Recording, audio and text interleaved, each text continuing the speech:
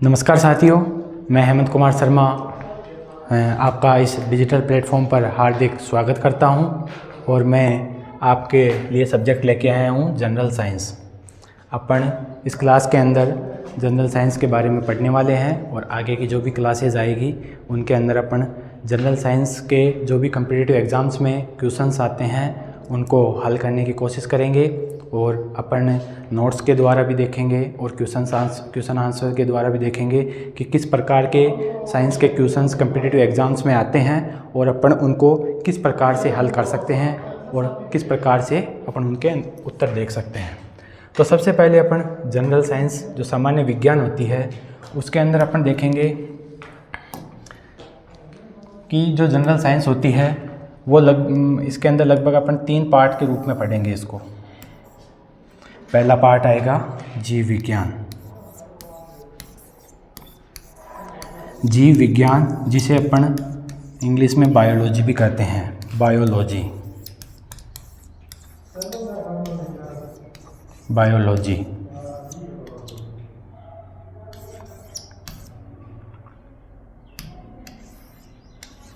Biology हो गई। दूसरा पार्ट आएगा, इसके अंदर अपन पढ़ेंगे रसायन विज्ञान। रसायन विज्ञान जिसे अपन इंग्लिश में बोलते हैं केमिस्ट्री।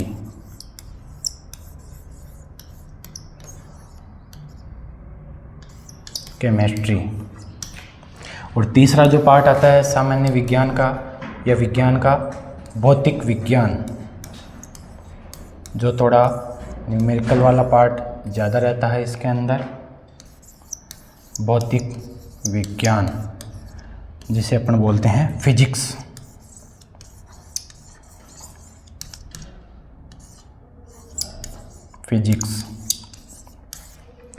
तो जो सामान्य विज्ञान होती है उसके अंदर जनरली 3 कैटेगरी में उसको डिवाइड किया जाता है। सबसे पहले जीव विज्ञान, दूसरा रसायन विज्ञान और तीसरा भौतिक विज्ञान। अब अपन कॉम्पिटिटिव एग्जाम्स के हिसाब से देखें तो जो सबसे ज़्यादा वेटेज होता है, सबसे ज़्यादा मार्क्स होते हैं वो, या सबसे ज़्यादा जो क्वेश्चंस आते हैं वो आते हैं अपने जीव विज्ञान के। सबसे ज़्यादा क्वेश्चंस आते हैं जीव विज्ञान के। उसके बाद में जो रसायन विज्ञान है और भौतिक विज्ञान है इनका वेटेज मध्यम रहता है। मीडियम टाइप के क्वेश्चंस आते हैं और मीडियम रेंज के क्वेश्चंस आते हैं। ठीक है, तो अब इस क्लास के अंदर अपन सबसे पहले पढ़ेंगे भौतिक विज्ञान का ही एक पॉइंट है, चैप्टर है जिसे अपन बोलते हैं इलेक्ट्रिसिटी,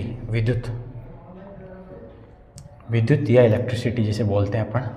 वैसे अपन देखना चाहें तो जो विद्युत होती है, विद्युत चैप्टर है अपना, जो इलेक्ट्रिसिटी चैप्टर है उसके अनुसार या उसके अंदर अपन पढ़ने को तो बहुत कुछ पढ़ सकते हैं, लेकिन अपन इसके अंदर इस हिसाब से पढ़ेंगे ताकि अपने जो कॉम्पिटिटिव एग्ज़ाम्स के क्वेश्चंस होते हैं वो हल हो सकें और उनको अपन आसानी से कवर अप कर सकें। तो इसके अंदर अपन देखेंगे सबसे पहला टॉपिक है विद्युत या इलेक्ट्रिसिटी। इसके अंदर है विद्युत धारा। विद्युत धारा के अंदर अपन देखेंगे विद्युत धारा किसे कहते हैं। आवेश के प्रवाह की दर को ही विद्युत धारा कहते हैं। जैसे अब सबसे पहले अपन देखेंगे आवेश। इसके अंदर आवेश क्या होता है।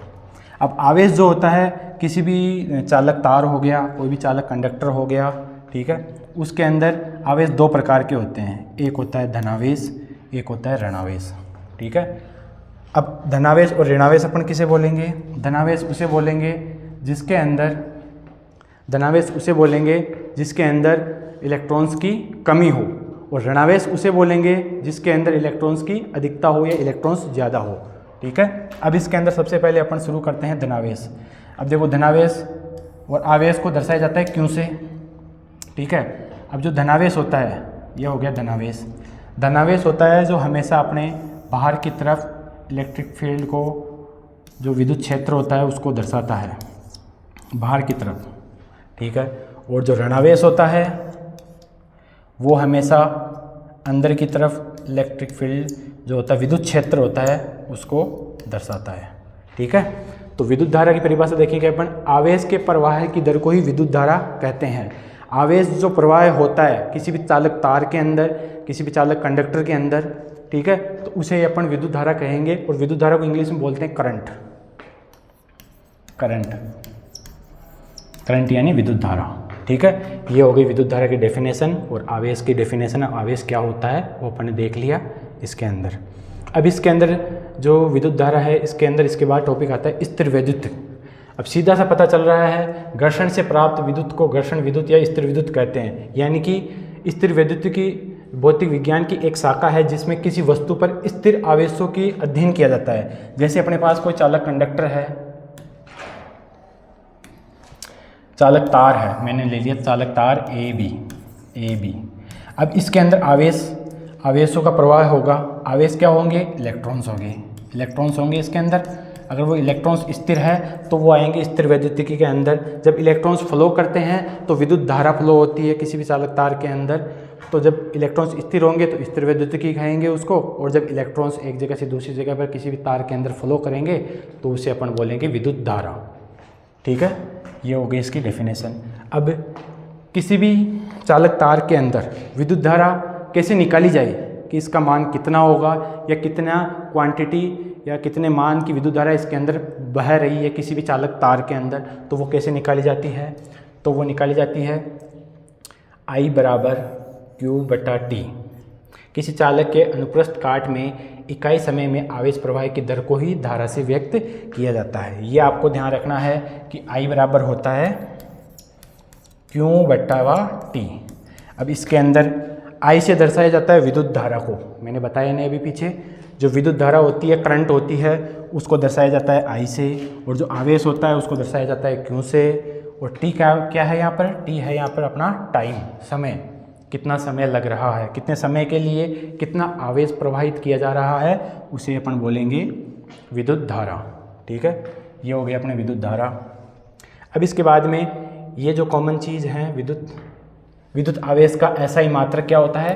कूलाम होता है। ये आपको याद रखना है क्योंकि इससे सीधे क्वेश्चंस पूछे जा सकते हैं कि निम्नलिखित में से विद्युत आवेश का मात्रक है, तो वो होता है कूलाम। अब जो अपन भौतिक विज्ञान होती है उसके अंदर जो जनरल साइंस के कॉम्पिटिटिव एग्जाम्स में जो क्वेश्चंस होते हैं वो अधिकतर आपको ऐसे देखने के मिलेंगे कि जिसके अंदर किसी भी मान का या किसी भी क्वांटिटी का आपको मात्रक पूछा जाएगा, उसका क्या मात्रक है। जैसे इसमें विद्युत आवेश का SI मात्रक कूलाम होता है, ये याद रखना आपको। कूलाम होता है जिसको C से दर्शाया जाता है। और कूलाम क्या होता है? एक कूलाम होता है लगभग 6 × 10⁸ इलेक्ट्रॉनों में समाये आवेश के बराबर होता है। ठीक है, ये यहाँ पे देखेंगे आप, एक कूलाम जो होता है उसके अंदर 6 × 10⁸ इलेक्ट्रॉन्स अवेलेबल होते हैं। इतने इलेक्ट्रॉन्स इसके अंदर समाये हुए रहते हैं। एक इलेक्ट्रॉन में कितना कूलाम आवेश होता है? अब अपन समझ गए होंगे कि आवेश क्या होता है। आवेश जो इलेक्ट्रॉन्स होते हैं वो एक प्रकार से आवेश को दर्शाते हैं। ठीक है, अब अपन देख रहे हैं कि एक इलेक्ट्रॉन के अंदर कितना आवेश होगा। तो एक इलेक्ट्रॉन के अंदर आवेश होता है 1.6 × 10⁻⁻19 कूलाम। ये सीधे से आपको याद रखने हैं, सीधे क्वेश्चंस बनते हैं इनसे, ये जो पॉइंट्स आ रहे हैं इनसे। इसके बाद में विद्युत धारा का मात्रक एम्पियर होता है, ये वाला मात्रक भी आपको याद रखना है। विद्युत धारा I से इसको दर्शाया जाता है और इसका मात्रक होता है एम्पियर। ठीक है, अभी मैंने बताया था जो Q होता है वो होता है आवेश। ठीक है, उसको दर्शाया जाता है Q से और उसका मात्रक होता है कूलाम। उसी प्रकार विद्युत धारा I से दर्शाई जाती है और इसका मात्रक होता है एम्पियर। ठीक है, ये चीज़ें सीधी सी याद रखेंगे क्योंकि इनसे सीधा क्वेश्चन बनता है कि विद्युत धारा का मात्रक क्या है, निम्नलिखित में से विद्युत धारा का मात्रक क्या है, और 4 ऑप्शन दिए गए होंगे तो आप उसमें से एम्पियर पे टिक लगा सकते हैं तो आपका आंसर सही हो जाएगा। अब इसके बाद में परिपथों की विद्युत धारा मापने के लिए एमीटर का उपयोग करते हैं एवं सदा इसे श्रेणी क्रम में जोड़ा जाता है। अब अपन ने विद्युत धारा देखी, चालक तार के अंदर विद्युत धारा प्रवाहित हो रही है। अब अपन उसको मापने की भी कोशिश करेंगे, मापेंगे भी कि कितने मान की विद्युत धारा किसी परिपथ के अंदर, किसी चालक तार के अंदर प्रवाहित हो रही है, तो वो मापी जाती है एमीटर के द्वारा। ये याद रखना है आपको, एमीटर, क्योंकि इस प्रकार के भी क्वेश्चंस आते हैं। तो एमीटर को हमेशा ये याद रखना है आपको, श्रेणी क्रम में जोड़ा जाता है। हमेशा आपको ये याद रखना है कि एमीटर जो होता है वो हमेशा श्रेणी क्रम में जोड़ा जाता है। मैं आपको एक परिपथ बना के बता रहा हूँ। जैसे एक प्रतिरोध लिया अपन ने और यहाँ पर ये जोड़ दिया अपन ने एमीटर को। यहाँ पे जोड़ा अपन ने एक कुंजी को, कुंजी जिसको अपन K से दर्शाएंगे। इसके बाद एक यहाँ पर अपन बैटरी ले लेंगे, ये बैटरी हो गई 12 वोल्ट की, ये कुंजी K हो गई, ये रेजिस्टेंस R प्रतिरोध हो गया, ये एमीटर हो गया।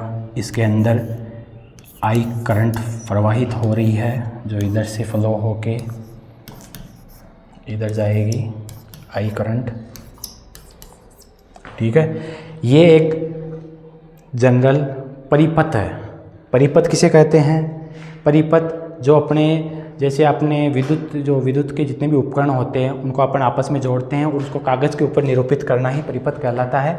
जैसे मैंने एक परिपथ बनाया है जिसके अंदर 12 वोल्टेज की एक बैटरी ली है, इसे अपन बैटरी बोलेंगे, जिसके 2 टर्मिनल है, धन टर्मिनल और ऋण टर्मिनल, पॉजिटिव और नेगेटिव टर्मिनल, ठीक है। पॉजिटिव टर्मिनल से करंट निकल रही है I, विद्युत धारा I फ्लो हो रही है। एक रेजिस्टेंस R है, इसे प्रतिरोध बोलते हैं। प्रतिरोध क्या होता है वो आगे आएगा भी और आपको बताऊंगा मैं, ठीक है। इसके बाद में ये है एमीटर। अब देखो एमीटर हमेशा श्रेणी क्रम में जुड़ा हुआ है, ये डायरेक्ट इसके टर्मिनल इससे श्रेणी क्रम में जुड़े हुए हैं। एक होता है वोल्ट मीटर, ठीक है, वो हमेशा समांतर क्रम में जोड़ा जाता है।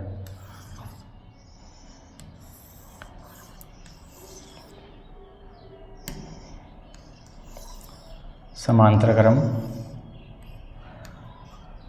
ठीक है, समांतर क्रम में जोड़ा जाता है, ठीक है। समांतर क्रम क्या होता है? कोई भी 2 रेखाएं एक दूसरे के पैरेलल चल रही है, एक दूसरे के समांतर रूप से है, यानी कि उनके टर्मिनल दोनों के अलग अलग जुड़े हुए हैं। जैसे देखेंगे इसके अंदर ये जो वोल्ट मीटर है वो इस रेजिस्टेंस के समानांतर है, समांतर रेखाएं होती है उस प्रकार से इसके समानांतर है, जबकि जो ये एमीटर है वो इसके श्रेणी क्रम में जुड़ा हुआ है, ठीक है। एमीटर मैंने बता दिया था आपको क्या होता है, वोल्ट मीटर क्या होता है वो आगे बताऊंगा। ये विभवांतर मापने का होता है, विभवांतर क्या होता है वो अपन आगे देखेंगे, ठीक है। इसमें आपको सीधी चीज़ें जो याद रखने की चीज़ें हैं वो आप सीधे याद रखिए और आगे हल करते हैं अपन, ठीक है। अपन इसमें ज़्यादा एक्सप्लेन मैं इसलिए नहीं कर रहा हूँ क्योंकि अपने इसके अंदर सामान्य क्वेश्चन ही पूछे जाते हैं, उसके हिसाब से मैं सिलेबस को कवर करने की कोशिश कर रहा हूँ। नहीं तो अपन इसके अंदर पढ़ने के तो बहुत कुछ है, लेकिन अपन उस हिसाब से पढ़ेंगे जिस हिसाब से अपने कम समय में अधिक क्वेश्चंस हो सके, अधिक पढ़ाई हो सके, कम समय में अपन अधिक चीज़ें पढ़ सके, ताकि आपका एक्स्ट्रा जो समय है वो अपना क्वेश्चंस को हल करने में निकालेंगे अपन। अब इसके बाद में परिपथ में विद्युत धारा धन टर्मिनल से ऋण टर्मिनल की ओर प्रवाहित होती है, ठीक है। ये चीज़ अपन ने यहाँ पे देखी है। परिपथ में जो विद्युत धारा होती है वो हमेशा धन टर्मिनल यानी कि पॉजिटिव टर्मिनल से निकलती है और हमेशा नेगेटिव टर्मिनल की ओर बहती है, ठीक है। ये पॉइंट यहाँ से क्लियर हो जाना चाहिए। विद्युत धारा की दिशा देखो, ये दिशा जो मैंने बताई है यहाँ से, ये दिशा धन टर्मिनल से निकल रही है और ऋण टर्मिनल की ओर आ रही है, ठीक है। विद्युत धारा कैसे बहती है? विद्युत धारा कैसे बहती है? इलेक्ट्रॉन्स के फ्लो होता है। इलेक्ट्रॉन्स यानी कि आवेश इसके अंदर प्रवाहित हो रहा है, इस तार के अंदर, इस कारण से इसके अंदर विद्युत धारा प्रवाहित हो रही है। ये चीज़ आपको समझ में आ गई होगी, ठीक है। यदि किसी परिपथ में धारा का प्रवाह सदैव एक ही दिशा में होता है तो हम इसे दिष्ट धारा कहते हैं, डायरेक्ट करंट। अब देखो विद्युत धारा होती है वो भी 2 प्रकार की होती है, ठीक है। अपने उपयोग करने के अनुसार 2 प्रकार की होती है, ठीक है। पहली है दिष्ट धारा, डायरेक्ट करंट जिसे अपन बोलते हैं। डायरेक्ट करंट क्या होती है, ठीक है। इसका प्रवाह सदैव एक ही दिशा में होता है। एक ही दिशा में कैसे होता है?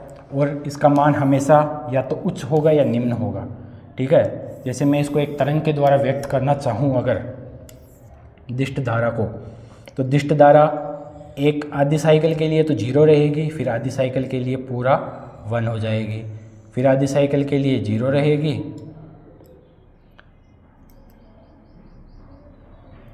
आधी साइकिल के लिए 0 रहेगी, फिर ये पूरा मैक्सिमम हो जाएगी, ठीक है। फिर ये 0 रहेगी, फिर मैक्सिमम हो जाएगी, ठीक है, ठीक है। इसको अपन यहाँ पे अगर नेगेटिव में ले जाना चाहें तो ये यहाँ तक कर लेंगे इसको। ये यहाँ पर पूरा +1 तक जाके आई, फिर -1 पे गई, +1 पे गई, फिर -1 पे गई, यहाँ पे भी इसको यहाँ तक ले जाएंगे, -1 पे गई। ठीक है, एक बार हाईएस्ट एक बार लोएस्ट। इसमें मान जैसे यहाँ पे मैं पूछना चाहूँ कि यहाँ पर विद्युत धारा का मान कितना है, तो यहाँ पर पूरा पॉजिटिव होगा। ठीक है, ये दिष्ट धारा हो गई। ठीक है, डीसी करंट जिसे बोलते हैं, इनके क्या उपयोग होते हैं, क्या चीज़ होती है, वो आगे देखेंगे। सिंपल अभी इनकी डेफिनेशन समझते हैं, उसके बाद में आगे चीज़ देखेंगे। इसके बाद में है अल्टरनेटिंग करंट, एसी करंट जिसे बोलते हैं। ये क्या होती है, ये यदि धारा का प्रवाह एकांतर क्रम में समांतर रूप से आगे और पीछे की ओर होता है तो ऐसी धारा को अल्टरनेटिंग करंट कहते हैं। इसकी देखना, इसकी जो अपन तरंग बनाएंगे अल्टरनेटिंग करंट की, वो किस प्रकार से होगी वो देखना। इसकी करंट की तरंग इस प्रकार से होती है, यानी कि ये एकांतर क्रम में आगे और पीछे होती रहती है। यानी कि मैं अगर यहाँ पर पूछना चाहूँ मान, तो यहाँ पर मान इसका अलग होगा। यहाँ पर अगर मैं एसी करंट का मान पूछना चाहूँ तो यहाँ पर अलग होगा। यहाँ पर पूछना चाहूँ तो यहाँ पर अलग होगा। यहाँ पर पूछना चाहूँ तो यहाँ पर अलग होगा। ठीक है, बदलता रहता है। एसी करंट का मान हमेशा बदलता रहता है और अपने घरों में इसीलिए एसी करंट को काम में लिया जाता है, ऐसी जो विद्युत धारा होती है उसको। ठीक है, और इसको बोलते हैं प्रत्यावर्ती धारा। हिंदी में प्रत्यावर्ती धारा बोलते हैं और इंग्लिश में इसको अल्टरनेटिंग करंट बोलते हैं। ठीक है, ये चीज़ ध्यान रखना आपको। अब इनके अंदर अपन डिफरेंस देखेंगे, क्या अंतर होता है।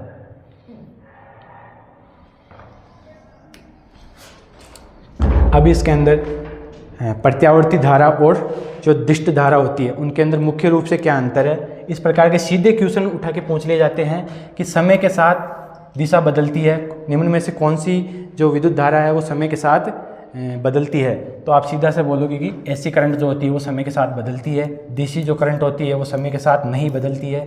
ये चीज़ आपको पॉइंट टू पॉइंट याद रखनी है।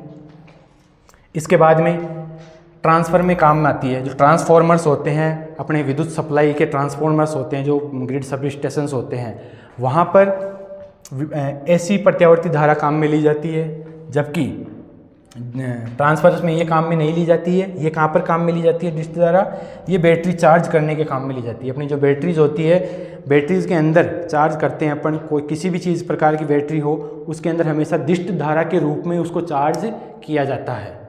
ठीक है, इससे बैटरी चार्ज नहीं होती है एसी करंट से, ये चीज़ आपको ध्यान रखनी है। ठीक है, ये पॉइंट टू पॉइंट आप याद रखने हैं ताकि आपके सिंपल क्वेश्चन जो सीधे क्वेश्चन आए वो इससे हल हो जाएंगे। इसकी आवृत्ति छोटी होती है क्योंकि ये दिशा के साथ बदल सकती है। 50 हर्ट्ज़ होती है इसकी आवृत्ति।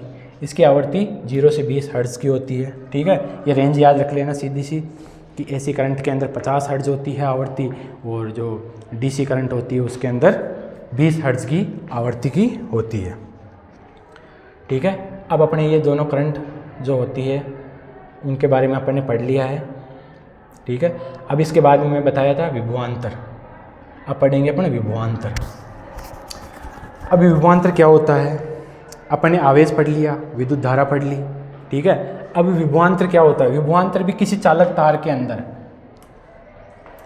एकांक आवेश को एक बिंदु से दूसरे बिंदु तक ले जाने में किया गया कार्य विभवांतर कहलाता है। ठीक है, जैसे कोई चालक तार बनाया मैंने, ये चालक तार है। ठीक है, ए बी चालक तार लिया। ठीक है, यहाँ से मेरे पास क्यों आवेश है। ठीक है, इसको एक बिंदु से यहाँ से मैंने लेके गया यहाँ तक। ठीक है, यहाँ तक ले जाने में कितना कार्य हुआ है उसको अपन उसका विभवांतर बोलेंगे। विभवांतर को इंग्लिश में बोलते हैं वोल्टेज। ठीक है, और इसको V से दर्शाया जाता है, इसको V से तो दर्शाया जाता है। ठीक है, और इसका मात्रक होता है क्या, जूल बटे व कूलाम या वोल्ट होता है इसका मात्रक। वोल्ट बोला जाता है ना, कितने वोल्टेज की बैटरी है, कितने वोल्टेज का करंट आ रहा है, कितने वोल्टेज की विद्युत धारा आ रही है, तो वो इससे निकाला जाता है। इसको दर्शाया कैपिटल V से जाता है और इसका मात्रक स्मॉल जो V होता है वो होता है वोल्ट। ठीक है, ये सीधी सी चीज़ें याद रखनी है आपको इसका। ठीक है, ये विभवांतर हो गया अपना। अब इसके बाद में अपन देखते हैं विद्युत धारिता क्या होती है। विद्युत धारिता किसी चालक को आवेश देने पर उसकी विद्युत विभव में वृद्धि हो जाती है तो उस आवेश को उस चालक की धारिता कहते हैं। ठीक है, किस चालक को अपन ने आवेश दिया, चार्ज दिया, बैटरी से कनेक्ट किया, सप्लाई से कनेक्ट किया, तो उसके आवेशों में वृद्धि हो जाएगी। उसके जो आवेश देने पर उसके विभवांतर जो होता है वोल्टेज, सीधी सी बात, अपने विद्युत धारा का मान बढ़ाएंगे, वोल्टेज का मान बढ़ाएंगे तो उसमें आवेश का प्रवाह की मात्रा बढ़ जाएगी, आवेश बढ़ जाएगा। ठीक है, तो उसे अपन विद्युत धारिता कहेंगे। ठीक है, क्यों आवेश देने से चालक की वोल्टता V में वृद्धि होती है, तो इसे इसकी धारिता होगी। ठीक है, धारिता C बराबर Q अपॉन V होती है। ये आपको सीधा सा इसका फॉर्मूला याद रखना है।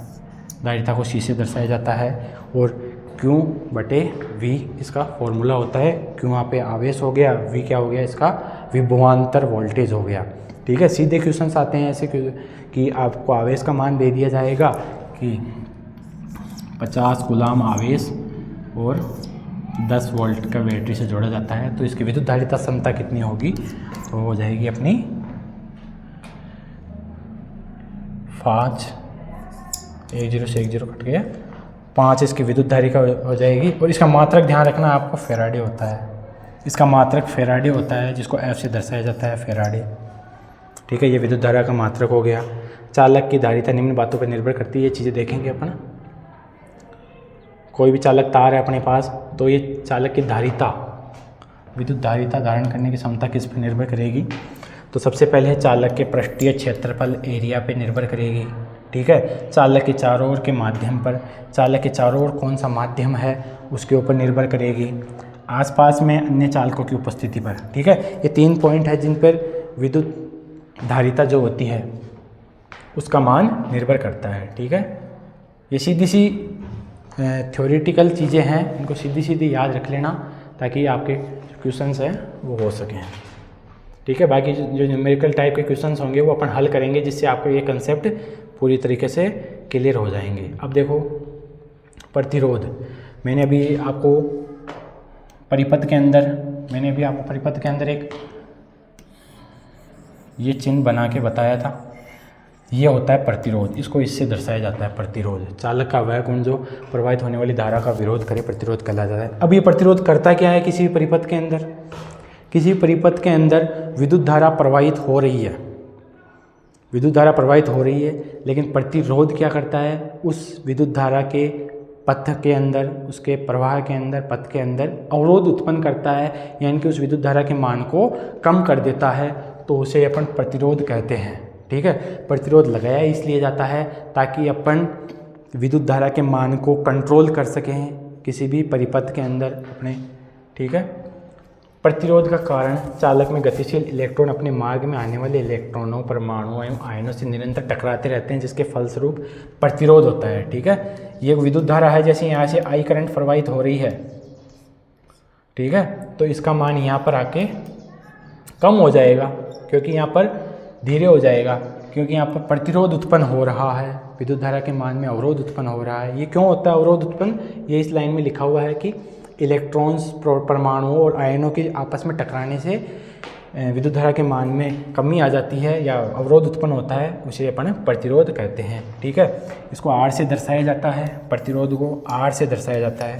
ठीक है, R से क्यों दर्शाया जाता है, इसको रेजिस्टेंस बोलते हैं इंग्लिश में, रेजिस्टेंस। ठीक है, इसको R से दर्शाया जाता है, इसका मात्रक होता है ओम। ये आपको ध्यान रखना है, प्रतिरोध का मात्रक क्या होता है, ओम। लगभग अपन सभी जो पीछे जितनी भी राशियाँ देखी अपन ने, जितने भी ये देखे हैं, ठीक है, उनका सबका मात्रक अपन देखते जा रहे हैं। ठीक है, इसका मात्रक होता है ओम। ओम इसको दर्शाया लिखा ऐसे जाता है ओम। ठीक है, दर्शाया R से जाता है और इसका मात्रक होता है ओम। जैसे 5 ओम का प्रतिरोध ले लिया अपन ने किसी भी परिपथ के अंदर। ठीक है, ये अपना प्रतिरोध हो गया। ठीक है, अब प्रतिरोध के बाद में अपन देखेंगे ओम का नियम। जो प्रतिरोध का मात्रक होता है ओम, वो ओम का नियम देखेंगे अपन। स्थिर तापमान पर चालक के सिरों के मध्य विभवांतर प्रवाहित होने वाली जो विद्युत धारा होती है उसके समानुपाती होता है। ठीक है, अब विभवांतर और विद्युत धारा के अंदर अपने को इसमें संबंध बताया गया है ओम के नियम के अनुसार। ठीक है, ये चीज़ अपन सीधे से समझेंगे, सीधा सा अपन इसके अंदर देखेंगे। किसी भी चालक स्थिर तापमान स्थिर होना चाहिए, स्थिर तापमान पर, यानी कि स्थिर तापमान T, टेम्परेचर को T से दर्शाते हैं। ठीक है, ये स्थिर तापमान होना चाहिए किसी भी चालक तार का।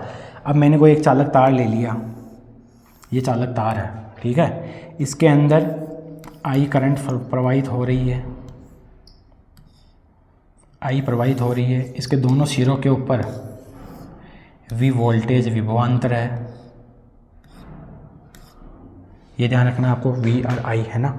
अब इसमें क्या बताया गया है कि स्थिर तापमान पर किसी चालक के दोनों सिरों पर उत्पन्न विभवांतर उसमें प्रवाहित विद्युत धारा के समानुपाती होता है। यही होता है ओम का नियम।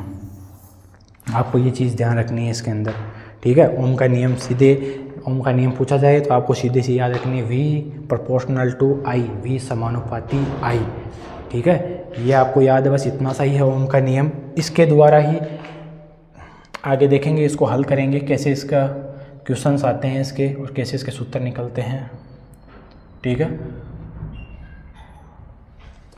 इसके अंदर अपन देखेंगे V समानुपाती I, समानुपाती को हटाते हैं तो एक नियतांक लगाया जाता है RI, ठीक है।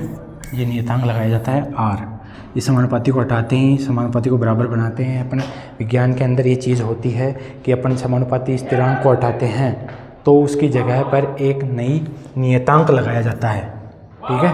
उसे नियतांक बोला जाता है। जैसे यहाँ पर R एक नियतांक है, ठीक है। R क्या है? नियतांक, जिसको बोलेंगे अपन प्रतिरोध। प्रतिरोध R एक नियतांक है जिसे अपन बोलेंगे प्रतिरोध, ठीक है। सीधा सा ये सूत्र V बराबर IR हो गया, ठीक है।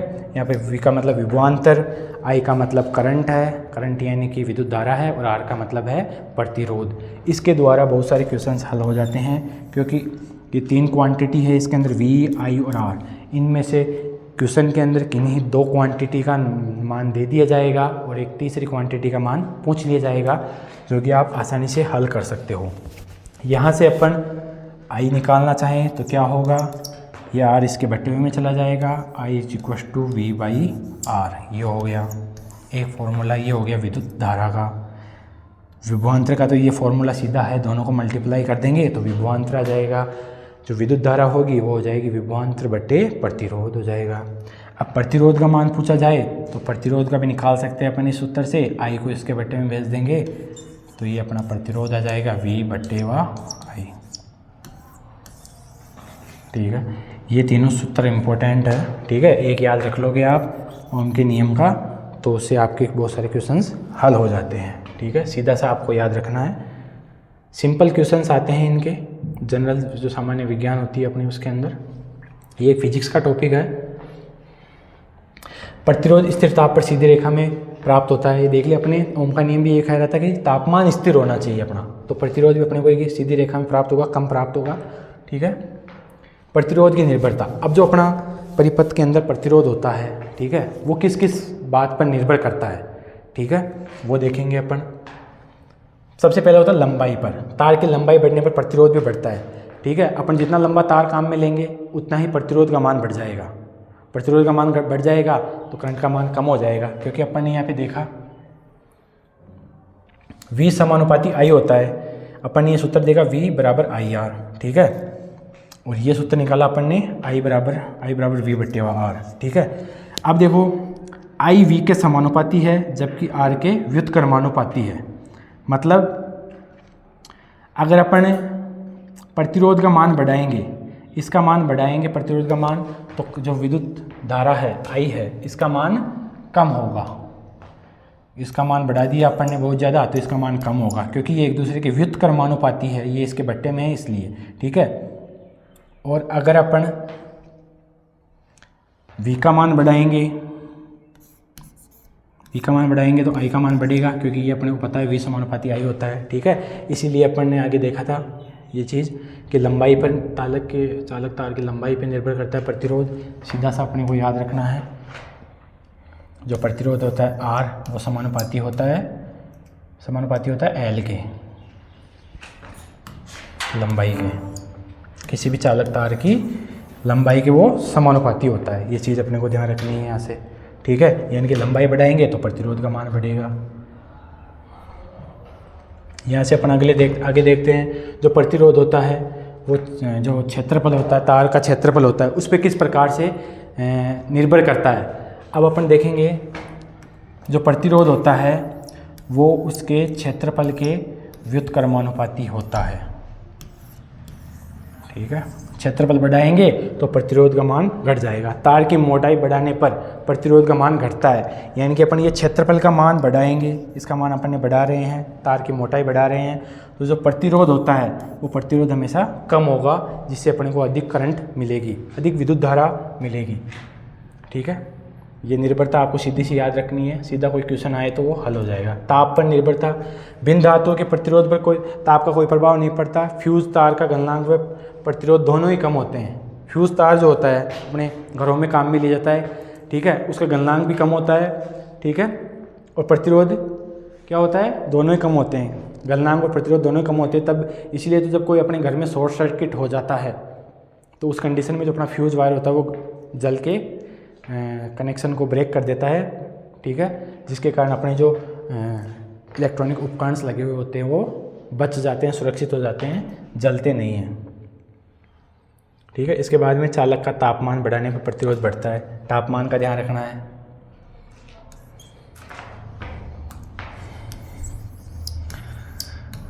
प्रतिरोध T के समानुपाती होता है। प्रतिरोध तापमान बढ़ाएंगे, तापमान बढ़ा रहे हैं अपन तो प्रतिरोध भी बढ़ेगा। ठीक है, ये चीज़ आपको यहाँ से ध्यान रखनी है। अर्धचालक का तापमान बढ़ने पर अर्धचालकों का प्रतिरोध घटता है। अर्धचालक में जो अर्धचालक होते हैं इसमें भी तापमान बढ़ाने पर इनका प्रतिरोध घटता है। अर्धचालक में उल्टा होता है, ये चीज़ आपको ध्यान रखनी है। अर्धचालक में जो प्रतिरोध होता है वो तापमान के व्युत्क्रमानुपाती होता है। अर्धचालकों में ये चीज़ आपको ध्यान रखनी है। यहाँ पे तापमान बढ़ाएंगे किसी भी चालक तार का अर्धचालक के अंदर तो प्रतिरोध का मान क्या होगा, कम होगा। ठीक है, जबकि जो चालक होते हैं उनके अंदर तापमान बढ़ाने पर प्रतिरोध का मान कम होता है, बढ़ता है। अर्धचालकों के उदाहरण सिलिकॉन, जर्मेनियम, गैलियम और आर्सेनाइड है। ये उदाहरण सीधे से आपको ध्यान रखने भाई अर्धचालक क्या होते हैं। ठीक है, इसी कारण मोबाइल, टीवी या अन्य उपकरणों में अर्धचालक प्लेटों का उपयोग किया जाता है। अर्धचालक प्लेटों का उपयोग इसीलिए किया जाता है ताकि वहाँ पर अगर तापमान भी बढ़ जाए तो प्रतिरोध का मान कम ही होगा, ताकि अपने उपकरण जल्दी से गर्म हो जाएंगे तो ख़राब नहीं होंगे, इसलिए इन उपकरणों के अंदर ये काम में लिया जाता है। अब इसके बाद में है विशिष्ट प्रतिरोध। विशिष्ट प्रतिरोध या प्रतिरोधकता, ठीक है, किसी चालक प्रतिरोध उसके लंबाई के समानुपाती तथा अनुप्रस्थ काट क्षेत्रफल के व्युत्क्रमानुपाती होता है। ठीक है, विशिष्ट प्रतिरोध क्या होता है, पहले तो अपने को प्रतिरोध क्या होता है, अब अपन ने देखा था लंबाई के तो समानुपाती होता है, क्षेत्रफल के व्युत्क्रमानुपाती होता है। ठीक है, ये हुआ। अपन इस समानुपाती स्थिरांक को उठाना चाहते हैं तो मैंने बताया था कि समानुपाती स्थिरांक हटाते हैं तो हमेशा विज्ञान के अंदर कोई ना कोई नियतांक जरूर आता है। तो यहाँ पर समानुपाती स्थिरांक को उठाने पर समानुपाती नियतांक आता है जिसे अपन बोलते हैं रो L/A। ठीक है, यहाँ पर जो नई क्वांटिटी है ये रो, L का मतलब लंबाई, A का मतलब एरिया, ठीक है, R का मतलब प्रतिरोध, और जो रो आया है इसे ही अपन बोलते हैं विशिष्ट प्रतिरोध। विशिष्ट प्रतिरोध, ये हो गया विशिष्ट प्रतिरोध। विशिष्ट प्रतिरोध या इसको अपन प्रतिरोधकता भी बोलते हैं। ठीक है, या फिर इसको अपन